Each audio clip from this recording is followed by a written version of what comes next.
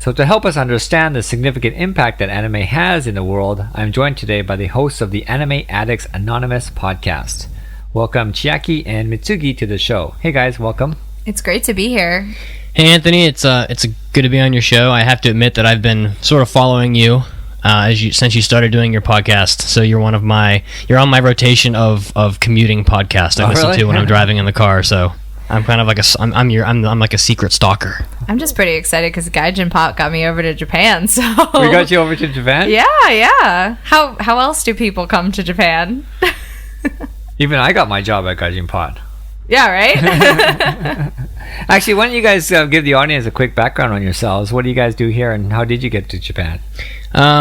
We came to Japan just under 2 years ago through Gaijin Pot, and I am an ALT, so I work in the ALT industry, which is assistant language teacher, and I currently work in elementary schools just north of Tokyo, so English teaching.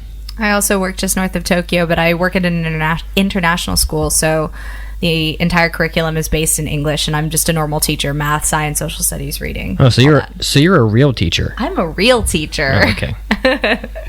And had you guys been to Japan before this?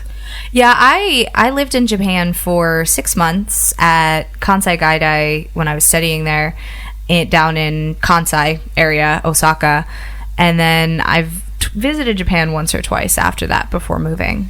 Yeah, I've been to Japan a few times just for tourism, so this was definitely a much different experience, because no matter how much you think you know about Japan from just coming here and, going to see the temples and going to crazy cafes, to pet cats and things like that, you don't really know Japan until you've been here for an extended period of time, and you kind of let the culture just sink into you a little bit.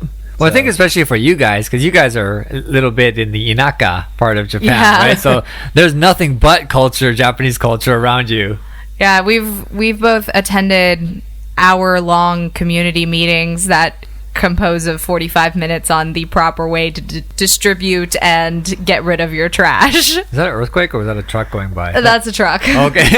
Truck-quake, as they've been called by us and our friends. That was a truck, even though we have had earthquakes live while we're doing our show, and it's interesting. Yeah. Wow, that was interesting. I should tell the audience that actually we are recording in the headquarters of the Anime Addicts Anonymous Podcast, and so I thought that was an earthquake, but it's just a big truck. Tell me about your show. You guys have done over 200 shows, right? How many are you guys at right now? We're going to be recording episode 218 tomorrow. And your shows are long. Some of them are 2 hours, right? Yeah, it got longer and longer as the years went on. And now that we're in the fourth year, I kind of cut us off at like an hour and 50 minutes is sort of the maximum length, I think. But I'd say an hour 30 to 2 hours is kind of a safe bet for our show. We've been doing it now about 4 years. 4 years, right? Yeah, 4 years. Yeah, about that. And we've had a lot of fun with it, and since moving to Japan we've been really able to, I think, add a lot to the show with regards to anime over here versus anime that's received in America. And what's your guys' show about? Our show's broken down into different components. I mean, there's a lot of different anime podcasts on the internet that sort of come and go because people don't really realize how much work it is to do a podcast, right, especially weekly. It's almost like a full-time job sometimes. But our niche that we've sort of slipped into is we do a lot of currently airing anime. So every season we have a process that we go to try to sort out which anime from each season are the best, because there's a lot of anime that come out now. Like years ago there weren't so many, but now there's something like 30 to 35 shows every season. Every year you'll get about 150 new anime titles. So we will talk about, we have a section of our show that's for a discussion topic. We'll talk about things from just crazy topics where we play games to industry guests come on to talk, and we cover current topics. And then of course then we have a review section where we'll sort of cover shows that had aired the prior season once we've watched them all, so we can lay into them or heap praise upon them, whichever it happens to be. It's a lot of work. Not only do you have to watch these shows, then record your show as well. There's about maybe 6 hours of anime watching at minimum a week. Wow. Tied to it. I've become like I'm like a ninja at doing the dishes. I can watch anime while I'm doing dishes, and it's You figure out how to multitask to get things done, so it's not so bad. Okay, so on this show, then, what I've asked you guys to do, because I don't know anything about anime, and I always get flack for this on the Gaijin Pop website whenever really? I mention that. You know, I think Really? someone even today is like, I can't believe you don't know anything. It's like, well, You're such a nice guy, Anthony. How could anybody give you flack? you'd be surprised. That's Gaijin Pop fans. So, but what I've asked you guys to do is give me a list of 5 films that if I wanted to kind of get into it, that these 5 films had some significance in the anime world.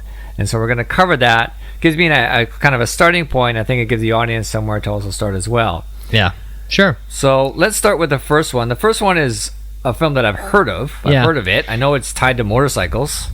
And it A is very called, famous red one. red Yeah, one. It's called very famous. Akira, and that's about all I know about it. So when we made this list, we tried to think of movies that were very influential to anime. But the very most influential movies is stuff that came out so many years ago, like in the 1950s, and it's Osamu Tezuka and names that people nowadays don't recognize. And if I was to recommend a movie to you from the 50s, it might not be as interesting because it's not going to look good. It's not going to feel modern. And so in addition to trying to find movies that were influential to anime, I also tried to find ones that were somewhat recent and were really, really good movies. So none of the movies on this list are anything short of really, really, really great.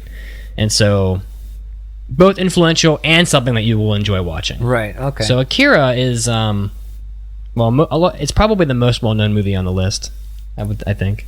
Akira was directed by Katsuhiro Otomo, and one of the big things that in my head that Akira really has going for it, and probably the reason why you know it, is it was one of the first 3 films to have a theatrical release in America. It was brought over to the States back in the 1980s, and it basically was brought over by a company called Streamline Pictures that had a mission to bring over Japanese animation to American theaters. And they brought over Laputa, which is a Studio Ghibli film directed by Hayao Miyazaki, who's a very prolific animation director. And they brought over another film after that was like The Bachelor and His Cockroaches or something ridiculous that I've never heard of. And then they brought over Akira, and Akira just resonated with American anime fans, and it was by far one of the most popular films to really come over to America and really start to put anime on the map in America. And even though it came out in 1988, this movie holds up really well. Yeah. So it looks really good for a movie from 1988. You would never guess at all that it's that old. And man, the pacing and the action in the movie is so fantastic that I understand why it was such a hit in theaters in America, and why it's kind of helped to launch the anime distribution industry in America, because it was such a success that there was actually a company that was sort of formed around it called Manga Entertainment. And when I was growing up as a kid, Manga Entertainment was always the label that was put on shows from the 80s that were sort of violent. So maybe people have heard of like Ninja Scroll as a movie that's Right, I've seen that. Yeah, I've seen super, super violent movies. Yeah. But that was a company that really started to help anime get a foothold in the United States, and that all started with Akira. Huh. So without Akira, it might have been years longer before we saw anime in the United States. So that's the primary reason why that movie's so influential in my book.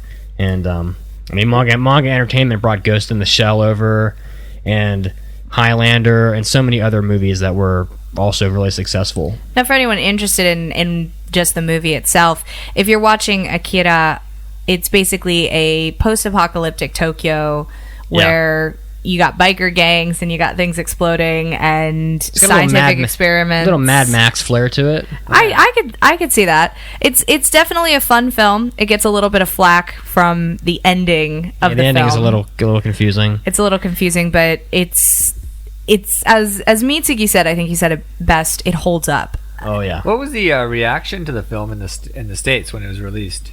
It was a big success. I mean, it got a very limited theater release, as most anime do. Even current Ghibli movies that come out sort of get, I don't know, maybe 10% of what a big movie will receive theater-wise. But it was definitely a success in America, and so much so that there were a lot of film critics, such as Robert Ebert, Siskel and Ebert, back when there was Siskel and Ebert, were heaping praise upon the movie. So it received both a high acclaim from critics and from individual, just people that go and watch it. I think it's because the movie's pacing is so good, and it looks so nice, and it's one of those movies that's not boring for a moment. And when it was released in the States, was it dubbed into English or was it subtitled, or how'd they do that? I'm not actually sure. I think it was probably brought over. I would think it was probably brought over subtitled. A lot of movies are subtitled first, and then will get dubbed later by houses that will pick it up. Right. But at that point, I think the infrastructure for the dubbing industry was so limited that I can't imagine that it was dubbed at the time. Right. Okay. So I would have wondered if there had been any, translation lost in the dubbing. Right. When you see American movies come here, it's never quite the same. So it does happen sometimes. There are some animes. There's an anime in Japan called Crayon Shin-chan, which is super famous in Japan amongst children. It's a really famous children's show. But in America, they turned it into like South Park. Oh, really? Okay. The filthiest jokes you've ever heard about, marital problems and whatever else, and that does happen sometimes. So a Japanese family moves to America and lets their kid watch this. Here, learn some English. Oh yeah, no. Oh, kid goes to kindergarten and is like, oh my god. Starts doing the ass dance and everything else. So has the Akira movie, did it influence any other movies in America? Actually, yeah. It was said by some of the film creators that Akira was very influential in The Matrix, was a big one, and also a movie called Chronicle, which came out I think not too long ago. Chronicle was that one. It was that science fiction movie where the children had like psychic powers. Oh, okay. But The Matrix is the big one that everybody will remember. The Wachowski brothers, I think, or brother and sister now. Oh, really? Yeah, you didn't know that? No, Lana Wachowski. Used to be Larry, and now it's Lana. Yeah. Oh, interesting. Yeah. So I heard they're rebooting The Matrix, actually. Are they really? Yeah, wow. They're rebooting it. Well, I really like that movie, so. Yeah, they actually, good. Akira has such a place in Hollywood that for a while there, Leonardo DiCaprio was attached to doing a live-action Akira film. Oh, okay. They've been throwing that around for years. But it's one of the... And there's another film on the list that's the same way with this, but some of these anime films just have so much acclaim that they're just put around in Hollywood as they go from hand to hand and studio to studio, but the studios want the rights, and they're keeping the rights for the live action or the remake for them. And I always think that's really interesting because it at the very least shows that there are these companies that look at these films and say, there's something there that resonates with people. There's something that's worth it to us to pay money to keep and to have the rights to. Whether they do anything or not with it, as Mitsugi said, it's been floating around for years. And I think DiCaprio's off the project, and I think it got shelved or something. And then I heard recently that it got a new director. Maybe it's never gonna come out. Jean-May Colette Serra, and I probably said that name wrong, but there's always rumors going on with them. But what do you guys think of like taking an anime film and making it live action? Will it work? I've seen it done a lot of times in Japan, and I will say that most of the time I don't think it works that well. But it's been done on only a handful of occasions with actual anime in Hollywood. So I think the thing with Japanese films is Japanese films just don't have the budget Hollywood does. Yeah, and that's true. If Hollywood threw their budget into an anime adaptation, I think it could be just as successful. Huh. Again, it would have to be the right anime and the right time and the right marketing and all that, but there are a lot of really good anime films and series and everything that I don't see why they wouldn't be successful in America. I mean, in America, we've had a couple anime films recently that have been really bad. So the Dragon Ball Z movie was really terrible. Dragon Ball Evolution, and Avatar The Last Airbender is not really considered an anime because it's not actually Japanese, but a lot of people group them together. A lot of people do, and that movie was abysmal. Very terrible movie. And years ago, Aeon Flux was made into an anime. Into a live action film, and that movie wasn't very good either. So we don't have a very good track record up until now, but But I think, again, if Hollywood really decided to commit to one and put names like because James Cameron is also, we're not talking about this film on the list, but actually it's the series Battle Angel Alita. He's been talking for a long time about wanting to turn that into a live action film, and that's also cool with anime and Western culture, where you have these directors who will outright say, I love this film, or I love this anime and I want to do it, or I drew in for inspiration from it. The guy who runs Pixar is always talking about, actually the next director that is directed the film on our list, what's his name? John Lasseter? John Lasseter. Yes. The previous guy, owner of Pixar, or CEO or whatever, who's now part of Disney. He's always talking about Hayao Miyazaki. He even put Totoro in Toy Story 3 just because he loves Miyazaki. Yeah. Oh, really? Well, that leads us to the next one on the list. This one's called Spirited Away. And as he says, directed by this gentleman Miyazaki. Now, is this the guy who's retired and then come back and retired? 7 times. Seven times. More times than Brett Favre. Yeah, he's that guy. But I would say Hayao Miyazaki, if you're getting into anime or learning anything about anime, you've either heard of this name or you will hear of this name, because he's one of the most prolific anime directors out there. Certainly the most highly acclaimed. Yeah. And the grumpiest. And the grumpiest with his cherry brand cigarettes. Oh, really? Yeah. But he co-founded Studio Ghibli, which is basically Totoro from his film My Neighbor Totoro, which isn't the film we're talking about, but I kind of liken it to the Japanese Mickey Mouse. Of course, there's Mickey Mouse in Japan, but every kid knows Totoro in Japan. Kid. In fact, a lot of my elementary school students were walking into the school's beginning of the year ceremony to Totoro music. So really, yeah. Oh yeah, it's a thing. It's like their Mickey Mouse, right? It's the native-born Mickey Mouse is the way I see it. It's all based on this one film. Well, the film that Totoro is from is called My Neighbor Totoro, and this film, the reason this film Spirited Away is one of his later films. This film is a 2001 release, and Totoro was back in the 1980s. 80s, yeah, around the same time that Akira came out. Oh, okay. But we chose to put this movie on the list because it was the first anime to win an Oscar. Yes. Oh, okay. So anime, a lot of times anime don't even get consideration for the Oscars because they don't receive a qualifying run in America in theaters. But recently, I think in some part because of Disney. Well, Disney handles all of the Studio Ghibli film. The distribution rights for Ghibli films. They've started to get theater runs, and some people have probably seen Ghibli films in theaters. And Spirited Away was one of the first, and it won the Oscar because it's a really, really good movie. So what category did it win the Oscar in? Animation. Best animated picture. Oh, okay. And this is an interesting movie because in addition to being a really great kids movie and honestly just being flat out gorgeous, it has been written in certain studies and in books that this movie is sort of Miyazaki's take on the bubble economy of Japan. So people may or may not know that Japan did have a bubble about a decade ago. So 2 decades ago. Yeah, I know. 90s, Time flies. And it's a lot of it's his take on the excess and the attitudes that the Japanese people had during that time period. And that's a whole different study, but there actually is a book written by Susan Napier who talks about a lot of these. She breaks down a lot of the Hayao Miyazaki films and sort of gives insight into the analysis of the movies. And she's a great anime scholar. Yeah, it's as much as you can be. So this movie, Spirited Away, was his take on the bubble here, but when the movie came out, was it geared towards children or was it geared towards adults?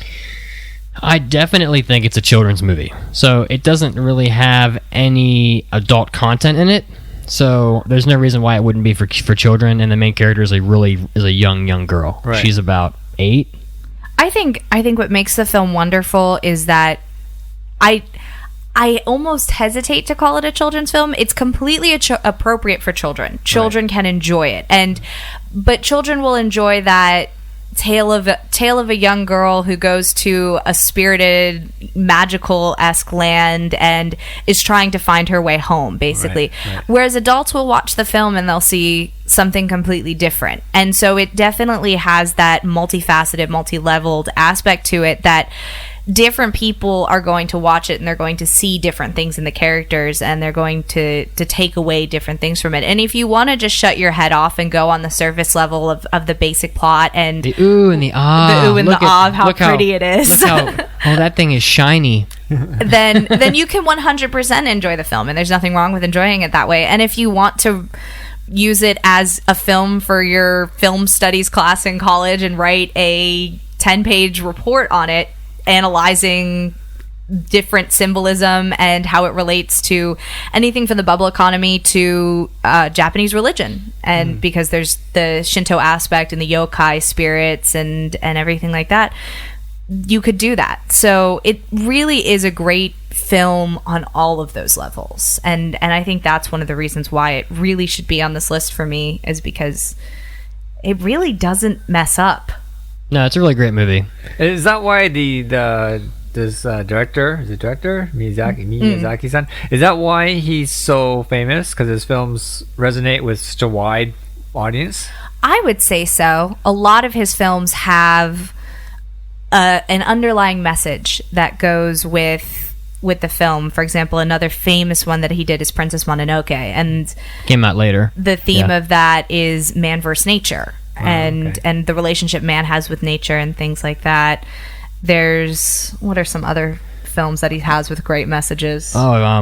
He's done dozens of films. He's done Nausicaa, which is one of the oldest. Another man versus nature tale. Yeah, and if you're looking at that, there are Porco Rosso, War Take. You've got Kiki's Delivery Service, which is sort of a lighter film. Coming of age. Yeah, coming of age. They all have like an individual message. I think Miyazaki's so famous because he just has years upon years of getting it right. Yeah. I mean, he's got 10 films that are, 5 out of 5s on every website. So speaking of 5 out of 5s, we actually gave Spirited Away a 4.5. Oh, on a Ghibli wow, we snubbed it. Oh, on a Ghibli scale. So when we review Studio Ghibli films on our show, we actually reviewed Spirited Away in episode 163, and we actually reviewed Akira back in episode 47. 47? That's like way a millennia ago. Like 4 years ago. Were you guys using dial-up back then? Yeah, I know, right? Like coconuts or something. Like I'm talking through like tin cans. But when we review Ghibli films, we actually on our show we have a Ghibli scale is what we call it, because any of these films compared to the average are just not fair. 5 out of 5s. Oh, okay. And so we try to be a little harsher, because when you have a man like Hayao Miyazaki that just puts out masterpiece after masterpiece. Well, until recently. Yeah, until recently. What do you guys feel about some people who claim that anime is basically geared for children, and that this kind of message is lost on anybody else? I have a lot of shows that I could show people that would change their mind very fast. Like, do you ever think anime would ever be accepted in mainstream, like say a drama? Like for example, like the movie Avatar is a very man versus nature type of film, and everyone went crazy for Avatar. Well, would you think his films would ever kind of reach that level of acceptance? I think it depends on the audience.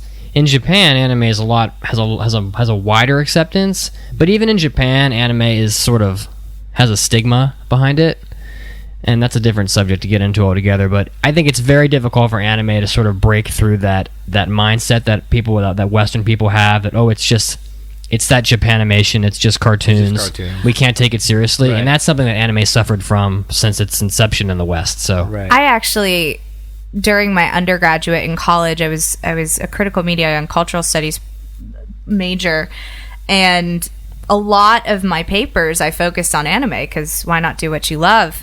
And one of the papers that I focused on was talking about the stigma and talking about the reception. And one of the things that a lot of anime theorists or people who study it say or bring up is that in the West, we have this idea that if it's cartoons, it's made for kids. Right. Where here in Japan, they haven't had that really, because anime has always been a part of their culture. And even pre-anime, you had a lot of things that, like the manga and things like that. You had the akahon, the books that were kids' books, but then you had whole other movements in the manga that were geared toward adults, that were gritty, that were dark, that that actually had its own name, even because they were separating themselves. So there was very much, I think, an acceptance overall of it's just a medium for storytelling, like any other medium for storytelling, where in the West, a lot of our cartoons were for kids, we Looney Tunes and things like that. And so there's that conception, there's that notion that if it's animated, it's probably for kids. There are some anime that are so violent that they could never be translated into real life footage. Right. And there's some anime even recently that are so sexually explicit and inappropriate in a number of different ways that they've been moved to later and later time slots because people were calling and complaining about the content. Oh, really? So yeah, there's a recent one from this last season called My Little Sister's Affairs Have Become Unusual. Okay. Is the translation, and it's very sexual and was moved to like 2 a.m. because because it was at 10 p.m. and that wasn't late enough. So there's a lot of anime out there that would stun and horrify parents if they saw their children watching it. Right. We mentioned Ninja Scroll. Right. That anime is horribly violent, and actually Akira is fairly violent also. Really? I remember the first time I saw Ninja Scroll on TV. It was in Canada, and I was working on something, and I just had the kind of TV in the background, and then it came on, and I was kind of surprised at first. I'd never seen it, but I was just surprised to see anime on TV. So I didn't even know what channel I was on. I was on something like maybe movie channel or something like that. So I was kind of watching it out of the corner of my eye. I was working, and then as I got into it more and more, I started to kind of forget what I was working on, and then I watched the whole thing. People getting decapitated. Yeah, I was really surprised at how not only how violent it was, because I did grow up in Japan, so I'd seen some of that before, but I was surprised at how engaging it was. Yeah, Spirited Away is rated PG, but Akira did receive an R rating when it was released in America, and for good reason. There's some pretty intense violence. Speaking of R ratings, if the next anime was released in America, it would probably be pretty close to R, if not R itself. Yeah. The next one on our list is Redline. Redline is the ultimate movie for someone who wants to watch anime, but just wants to get into it. Yeah. Redline is a movie that came out in 2009, and the reason why I put it on this list is because it's considered by many to be a landmark in what is available and what is achievable visually through the medium of hand-drawn animation. So nowadays, anime is done mostly on computers, and in fact, recently we had our last anime series that was done entirely by hand, so that no longer... And by hand, we mean on like the wet acetate paper. Right. I think Disney's not even doing that anymore, right? Disney has, as of I think a year and a half or 2 years ago now, the last Disney film that was done with traditional animation was Princess and the Frog, and after that, Disney closed their traditional drawn studios. And one thing I want to clarify too with this for people listening, because we actually had an argument about this, and it got sorted. And you were wrong. I was right. Okay, yes, you were. But one of the things that I do want to make clear is computers doesn't necessarily mean CGI. What we mean by that is just the production is done with a computer. It can still be hand-drawn through Photoshop with tablets and things like that, where someone is still actually drawing it. It's not rendered through the computer. But what Redline is it was old-school hand-drawn. Paint, ink. It took 7 years and over 100,000 handmade drawings to make this movie, and that's not super unreasonable. Princess Mononoke, which we briefly mentioned as being a Ghibli film, was 144,000. Wow! But it's also significantly longer. Right. But Redline is like this intense. It's a cross between like auto racing and science fiction, like space battle. So the opening scene in the movie is this qualifier race for the race called the Red Line, and you have these people racing through the desert in these crazy futuristic looking vehicles. It's about a time when traditional vehicles have been cast aside, but there are certain people that like retain the wheels and the engine, like in their life, and they're racing. And in addition to racing, they're like shooting missiles at each other and attaching like grappling hooks to each other's cars with chains. And of course, the racing isn't completely legal, so there's and the music is super like heavy techno intense, and it's on the list because of how gorgeous it is. It's a landmark in visual achievement. And this is a movie that if you like cars or like action or anything of the sort, you are going to love Redline. And I will say, I'm not a car person. I like a pretty car, but that's about it. But I love this movie because it's just fun. There's there's no deeper plot or meaning or It's very fluffy like that. But it's so much fun and it's got such a great style and it's gorgeous. I think it's probably the most visually impressive anime that I've ever seen. No. Even more than the Ghibli films, and that says a lot considering how much money gets put into those movies. But 7 years of production is a long time, and it shows. The level of detail and everything is just insane. Yeah, I mean, 7 years. You gotta kind of wonder. You never see a Hollywood movie take 7 years of production. You know, what I mean? Not They would normally. eventually Yeah. run out of money, and they either release it kind of unfinished, or they drop it. But I mean, that's pretty amazing. They spent 7 years to make this film. Are most of these films quite financially successful when they get released here in Japan? A lot of animated films do make a lot of money in the theaters. Like Spirited Away shattered box office records when it came out. I mean, that happens a lot with the Ghibli movies, but Spirited Away made a huge amount of money. I actually think it was Princess I'll see if I can check this real quick. I think it was Princess Mononoke, but it came out the same time as like Return of the Jedi or one of the Star Wars films over here in Japan, and it beat Oh, really? the Star Wars film for the Wow. number one spot in the box office. So I think it was Mononoke or one of those. So the Spirited Away movie it only grossed $10 million in the United States, but in the foreign market outside of the United States, it grossed $260 million. Wow. And a lot of that was from Japan. So it's very successful. I'm actually not sure how successful Redline was. I don't remember it making a very big splash over here, and I don't have the numbers, but my thought is that it was probably not a financially super successful film. But Yeah. visually, you're saying But visually, this movie it's a landmark in what is achievable through hand-drawn, pen and paper and wet and ink animation. And it's a movie that anybody who loves action or just loves to watch something beautiful should definitely see. It's super fun and one of my favorite anime films, I think. I'm just going to correct myself. Mononoke is way too late for Return of the Jedi, but I know there was one Ghibli film or animated film that when I saw that factor figure, and I wish I could recall it exactly now, but I was like, really? Really? It beats Star Wars?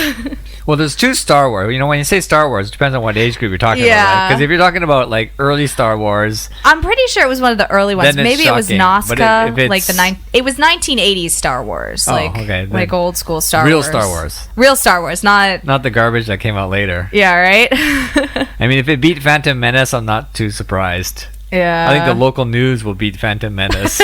Anybody can do that. Your guys' show could beat Phantom Menace. Yes. You're right.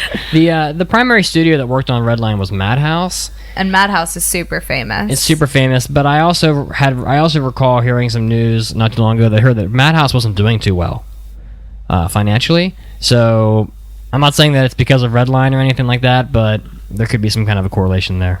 But that would be speculation. This is a film that I'm actually interested in checking out because I'm a big car guy. And Oh, so yeah. I recommend it. When I saw this on your list, it's something that I want to see. I recommend that you watch this movie with like Bose headphones on, and your life might be changed. Like that's how awesome it is. This is a good movie, I think, for people to watch to really see what animation can do, Right. And really see that it isn't kind of that Looney Tunes fluffy, or even people who, when they think of anime, they just think of the Sailor big Moon or eyes something. and Right. cutesy girls in the sailor outfits. Right. This anime is really, really stylistically beautiful. Animation's gorgeous, but stylistically it's gorgeous also. So let's move on to the next one. The next one is called Grave of the Fireflies. This is the antithesis of Redline. So, whereas Redline is that movie for the new anime viewer, maybe that wants to watch it and you want to show your friend a movie that has a high % chance of getting them into the genre of anime. Grave of the Fireflies is the opposite of that. So, Grave of the Fireflies is a war movie that is about the survival of two children who are sort of orphaned by World War II. The firebombing of Tokyo, I think. The firebombing of Tokyo is represented very visually in that movie. And I will say up front that this is not the only movie that sort of represents the American-Japanese war in World War II. There's also a film called Barefoot Gen, which takes another very harsh view of the war. I think both Grave of the Fireflies and Barefoot Gen was one of the first to kind of tell the war from a child's perspective. Right. And so we give a nod to it as kind of being that first. But the reason why Grave of the Fireflies really makes the list over Barefoot Gen is it has been acclaimed as one of the greatest animated films of all time. Yeah, it's critics have said that it's not only anime but Grave of the Fireflies, and I sort of agree, could be considered one of the greatest films ever, up there with The Godfather or any other movie out there. And for what it does, this movie is a masterpiece. This movie was released in actually 1988, and it's gorgeous. And part of the reason being is it was released by Isao Takahata, who was also the co-founder of Studio Ghibli along with Hayao Miyazaki. And when he released this, he actually released this as a double feature with Miyazaki's Totoro. So you have this happy, beautiful kids film and this war-heavy, heavy film. And Grave of the Fireflies is really one of those films that you watch it and you never really want to watch it again, but it stays with you forever. You'll watch it, you'll cry, and it'll leave an imprint on you, but you might never watch it again. Yeah. And Takahata, when the movie was released as a double feature, he himself was generally unknown to Japanese audiences, but Miyazaki had made prior movies that were very popular. Right. Yeah. So he had already built up a fan base and a following. And so they lumped these two movies together as a double feature to sort of feature Takahata. Right. And when the movies came out, Totoro was a smashing success and is one of Japan's most well-known movies, and Totoro himself is probably one of the, if not the most recognizable character in Japan. But Grave of the Fireflies wasn't received quite as well as Totoro. And looking back on it, it's kind of an odd pairing, because Totoro is a happy movie. It's a movie about, there is some sad stuff in it, but generally it's a fantasy, it's a whimsical fantasy about children who move to the countryside and find the god of the forest, and he's like this big furry cuddly guy who's like 10 feet tall. And whereas Grave of the Fireflies is about two children that struggle to survive during post-firebombing of Tokyo and lose their parents, and the whole movie is hardship. So one thing that I always give this film a lot of credit for is that it really doesn't pull its punches at all. It is 100% just, this is war kind of feeling, and right off the bat, this isn't a spoiler, right off the bat, one of the first lines of the film, and I forget the date, but he says a date, and he's like, "That was the day I died." So right off the bat, right in the first 3 lines said, it sets the tone. You know the character that you're about to watch is going to die. You know that through the whole film. Well, yeah, they show him die in the first 5 minutes. And they show him die. And you know that. And yet somehow you are still emotionally destroyed by the end of the film. You'd think going into the film, like, okay, he's going to die. I know he's going to die. I can just come to terms with that and just watch this film.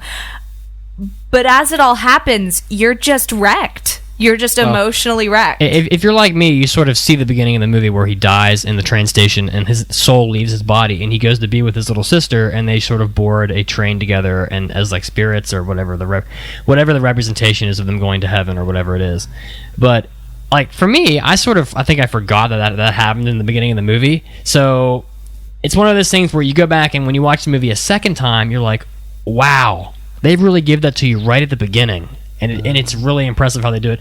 Grave of the Fireflies is just one of the most highly touted, critically acclaimed animated films of all time. And anybody who wants to watch a fantastic film or wants to be more versed in the classics of anime should watch Grave of the Fireflies. Do you think that if it was released on its own, it would have done better? Not tied with the other one? I don't think so. Yeah, this movie is... Just because... Do you think it's too raw maybe for a Japanese audience? There's... I was reading actually recently that is the anniversary of the firebombing here, and there was some interesting articles posted about how Japan doesn't really recognize this, and that they recognize the bomb, the atomic bomb, but they don't recognize the firebombing in Tokyo because it kind of brings the war too close to home. Well, I know that I can't speak for all the Japanese people. I do know that this movie is something that Japanese people recognize by name. The Japanese name is Hotaru no Haka, and people will recognize the movie by name. But even for people that I've spoken to that are anime fans that have like, I've seen hundreds and hundreds of anime, they'll be like, but I've never watched Grave of the Fireflies because I just can't handle it. Oh, really? So I don't think the reception for the movie is very good, but it's because the audience has shied away from it, I think, because of how strong the movie is. Right. And I think it really is a shame because maybe it's like a medicine it might not taste good, but it's going to be good for you to watch it, because there is something. This is the kind of movie that I think teachers in the States could show to kids who are learning about World War II. It's a PG movie, probably. There's no violence in it, really. Okay. Yeah. Okay. But the other reason why I like it on this list is, as I said, Isao Takahata was the co-founder of Studio Ghibli, which is probably the most prolific animation studio here in Japan.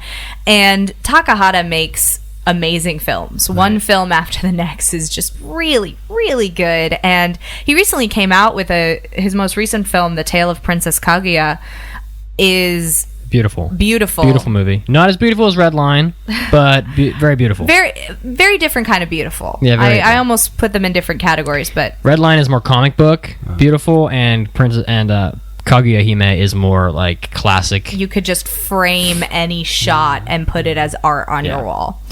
But Takahata is definitely a director that I feel like he was co-founder of Studio Ghibli. He's still working, but everyone knows Miyazaki and no one gives Takahata enough love, which just makes me so sad because his films are so good always. I was surprised when I was going to research this to see how many American critics called this movie, The Grave of the Fireflies, like one of the best films of all time. Roger Ebert said that it was one of his favorite films. Not anime film, but just films of all time. It's a marvelous movie. So let's go to the last one on your guys' list here. This is called Ghost in the Shell. Came out in 1995. Ghost in the Shell is another interesting one. It's kind of, I would say, in this more the same vein as Akira than any of the other films on the list. It was directed by Mamoru Oshii, which is another prolific director in the anime industry. And if you start watching anime or start reading about anime, you'll probably hear his name come up more than a couple times. But what Ghost in the Shell did is it defined the cyberpunk genre in anime. It really created that as a genre that existed for people. Ghost in the Shell has had a long lifespan since it's released. It spawned multiple video games, follow-up movies, additional manga. It was based off of manga, but it has since had even more manga, multiple TV series, and OVAs, or original video animation. And it just went crazy, really. It got a cult following. It just keeps going, and all of the animated series that spun off from the movie are all really well known. So Ghost in the Shell standalone complex is probably one of the most highly touted, and they just keep making these shows, Ghost in the Shell anime, and they're all really, really good, and there's a gigantic following for Ghost in the Shell now that all started from this one movie. What's the movie about? The movie is about the main thing in the movie is basically what does it mean to be human. That's kind of the general plot. It's kind of like a crime drama, and it follows a police officer who is an android, basically, and there are other people on her team who started as humans and have since had modifications. There's one guy on her team who's completely human, and it's basically he's becoming obsolete because he can't shoot his gun as accurate or as fast or anything like that. And the reason why it's called Ghost in the Shell is your spirit or your soul or your consciousness, however you want to call it, is what they call the ghost, and your body is the shell. And so it's a lot of that. What does it mean to be human? What does it mean to think, to exist? What is the soul? What is consciousness? What is the soul? What is consciousness? Can you lose that? Can you share it? If you share it, do you lose something by sharing it? And there's actually like a lot of stuff in these Ghost in the Shell anime of people that are, sort of rigged electronically, or they're sort of converted into part cyborg. People get hacked into. There's a guy called the Puppet Master in the Ghost in the Shell movie who is able to sort of hack into you as a person. And so there's a lot of very philosophical sort of discussions that can spin off of this movie, and have done so. And it sort of retains its depth all through all of the different reincarnations of the franchise. I think the reason why the story resonates so well with people is that it's kind of a timeless discussion, even if the notion of where the future is, I forget what year it's set in the anime, what year it's set in, but that notion of what does it mean to be human is something that's fairly timeless, and it's resonated with a lot of famous people also. The Wachowski siblings, when they were pitching The Matrix to their producers, they actually played them a DVD of Ghost in the Shell, and they said, we want to do that for real. And of course The Matrix is very different from what Ghost in the Shell is, but they had that major inspiration. James Cameron has also praised the film for its style and flair, and I think, didn't James Cameron do Artificial Intelligence? Wasn't that Steven Spielberg? Steven Spielberg. He's another one who Artificial Intelligence. Steven Spielberg also has praised Ghost in the Shell, and you can kind of see the overlap there with Artificial Intelligence. And it's another one of the anime films in the bucket for a potential Hollywood remake. In 2009, DreamWorks, which Spielberg was a part of, acquired remake rights to make a 3D live action, and then this year in 2014, Rupert Sanders, who was the director of Snow White and the Huntsman, signed on to direct the project. So the project actually has some moving forward.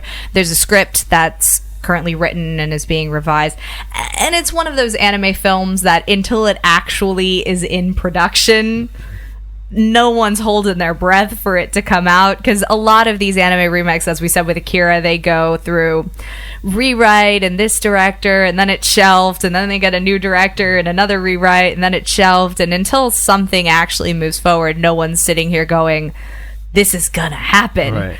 But it clearly says something that a lot of people in Hollywood have been influenced by and listened to.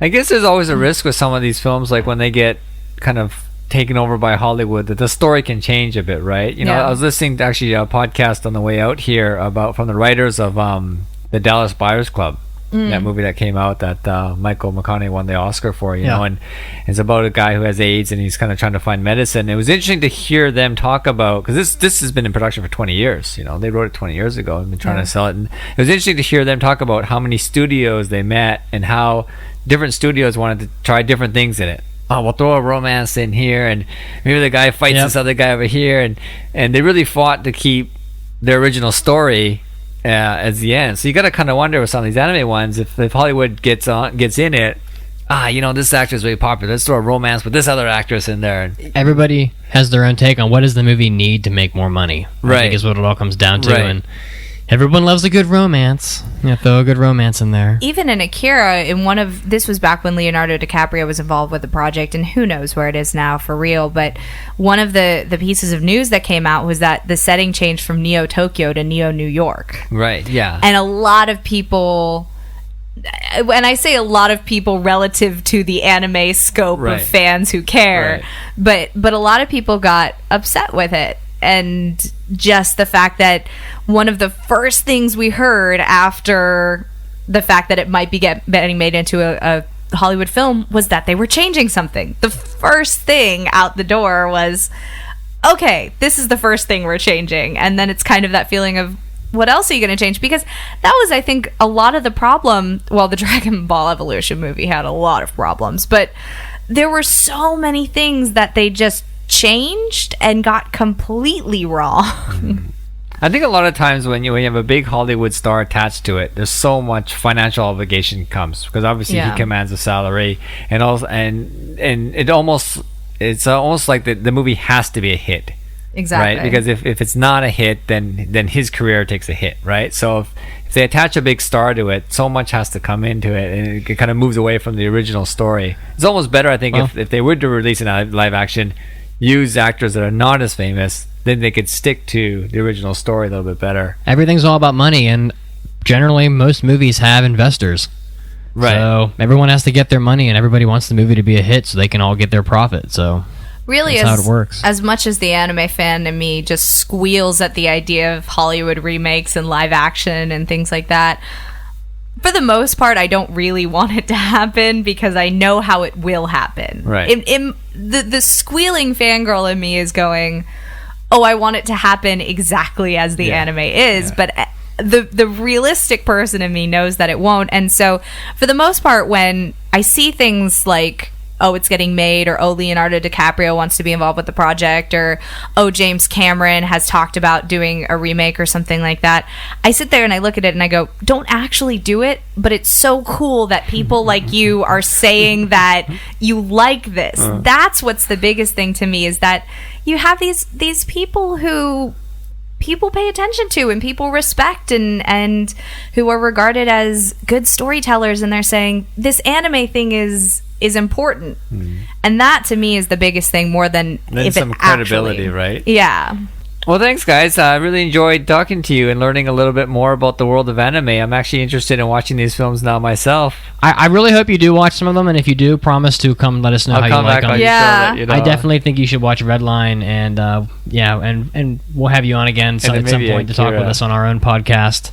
So I guess we never mentioned that you also joined us on our show about, was it 4 or 5 months ago? Yeah.